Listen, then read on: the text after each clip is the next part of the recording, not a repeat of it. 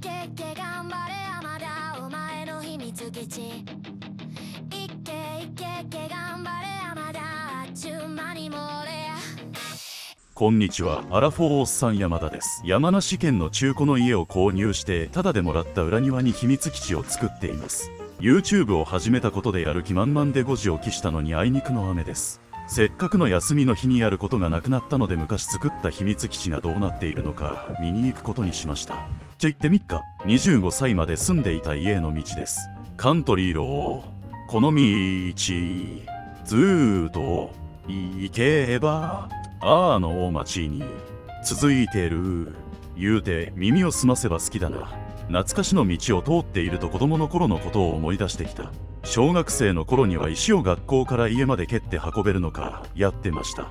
道中は狭い道、上り坂、小川、側溝なんかがあって落ちないように無事にたどり着けるかの挑戦が楽しかったです。あ、ここは秋になると赤トンボがいっぱい飛んでいてガードレールに止まったトンボに指を回して取って遊びました。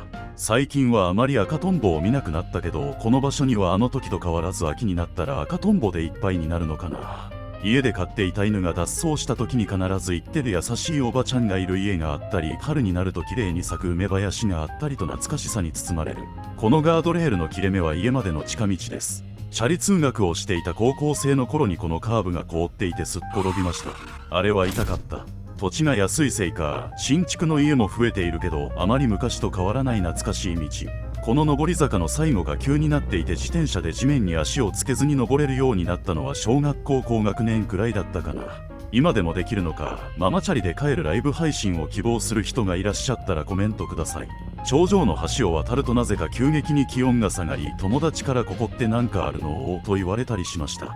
確かに心霊現象みたいなものがあったやもしれません。今は広い平地ですがここに4棟の平屋が建ってました。自転車を乗る練習もここでやったんだった。ちょっとした段差があってマリカーの LR をした時みたいに跳ねるんだよね。みんなでキックベースとかした広場も今になってきてみたらだいぶ狭い。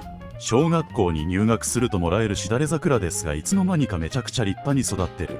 この木は近所のお兄ちゃんの、私のはぶった切られた。この崖のような場所が小学校までの通学路で歩く人だけ使える近道です。近所のおじいちゃんもおばあちゃんもここを使って買い物へ行ってました。昔はこんなに木が出てたり草もなかったけど時間が経ってる割にはまだ形が残ってる。ちょっと行ってみようかなと思った矢先まさかの昼。調べると昼は雨の日で気温が25度以上、そして6月7月に活発になるそうです。見事に全ての条件を満たしていました。この後5匹くらい体にくっついていて1箇所噛まれました。皆さんはそんな日に山に入らないようにお気をつけください。この階段を全速力で駆け下りてた少年山田。今は木が出てたり落ち葉や苔があったりであの頃のようには降りれません。決して体がおっさんになっているからではありません。晴れていて飛び出た木もなく落ち葉や苔さえなければ身軽なあの頃と同じように駆け抜けられるはず。多分いよいよ道がなくなってきた。あの頃は誰がここを作ってくれたり整備してくれていたんだろう。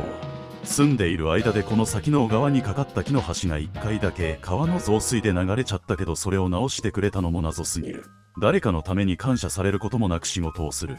そんな仏のような人もいたんだな。三を小学生の頃に遊んでいた水場。ダムを作ったり作ったダムにカニを入れて楽しかったな。この大きな岩の下にハヤもいっぱいいて釣りをしてみたけど全く釣れなかったな。近所の子供に釣りを教えられる陽気なおっちゃんに私はなりたい。こんな山の中なので秘密基地も5カ所くらいあってそのうちの一つはクマが出てきたので行かなくなりました。まあこの辺りは鹿もいっぱい出るし家の下にタヌキも住んでいました。懐かしい通学路はこの辺りにして子供の頃に作って遊んでいた秘密基地へ行ってみます。秘密基地への入り口にやってきました。昔はこんなにゴミが落ちてはいなかったと思うんだけどわざわざこんな山の中まで来て捨てる人もいるんだよね。目玉の親父のお風呂まである。こんなところにあったら本物かもしれない。笹が一面に生えていて秘密感があったこの場所。杉の木が育ちすぎて日光が当たらなくなったからか笹が全てなくなっている。住んでいた家も12月に一度凍ったバケツの水は3月まで溶けない超絶日当たりが悪いところ。秘密基地を作り出したら YouTube のおすすめに林業のおじいちゃんが出てきて知らない世界が見えてきます。自分が住んでいる地域の山や森も守っていくために木を切って管理したくなってくるものです。決して金目的のがっぽり儲けられそうだということではありません。ほんとっす、マジっす。否定すればするほど疑われるけど本当に自然のことを心配してるんだからね。おすすめに出てきた林業のおじいちゃんのチャンネルは概要欄に貼っておきますので、気になる方は見てみてください。この辺り一帯を秘密基地としていました。さらに上へ登ると水が流れていて、この上を登っていって探検していました。まあ小学生だとすぐに登れなくなる岩とかあって行き止まりになります。雨足も強くなってきて帰ろうとした矢先に首元にヒル、こうはナルトの中任試験の森になってる。モブならやられてるで、急いで帰ります。日を改めまして、前回からご覧の通りに装備品をアップグレードしました。コメリのヤッケ上下で800円、タオルでほっかむり、蚊取り線香500円、DCM の釜578円。アラフォーおっさんはこの裏庭の整備費をお小遣いから出しているので大きな買い物ができません。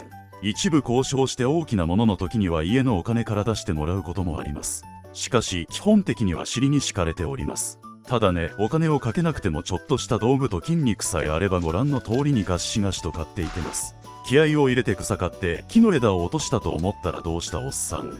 立ち尽くして何してるんだ。急に電源落ちたか。動け、動け動け。おっさん動けよ。あ、動いた。もっさりと動いている。うんとこしょ、どっこいしょ。それでも草を抜きませ。立ちふさがる細っこい木。バッキバキと折ってみるとこいつは踊れた。厄介な木の庭漆がここらにもやってきていた。うっかりすると結構な数の庭漆が生えてる。それからさらにこの大きな葉っぱの木。霧の木だよって視聴者さんに教えてもらいました。その説はありがとうございました。こんなボリューム見たら明日でもいっか。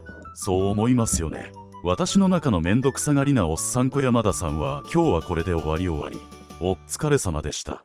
言うてましたが明日死ぬかもよを読んだ私の中のもう一人のおっさん大山田さんは、まだ10分作業できるんやったら手を動かすんじゃいとカツを入れてきました。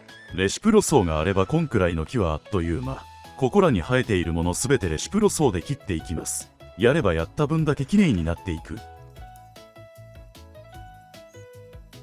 一段落したところで今日はお開きです。裏庭の2段目はまだ少し残っているところがあるし、階段はとてつもなく草が生えてしまっているけど頑張れ未来の山だ。たとえ辛いと思うことがあっても一心に楽しむ心があれば幸せになる。刺繍をよくやってるばあちゃんが言ってた。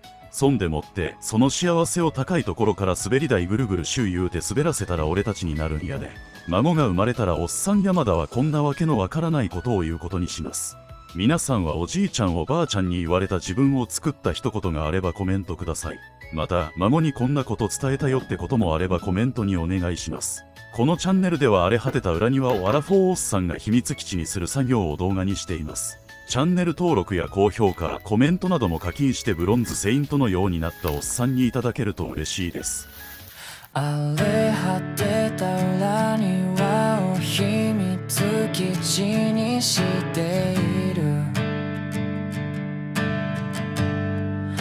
あなたを思ってここまでやってきた。土手の桜も咲き誇る時期を迎えて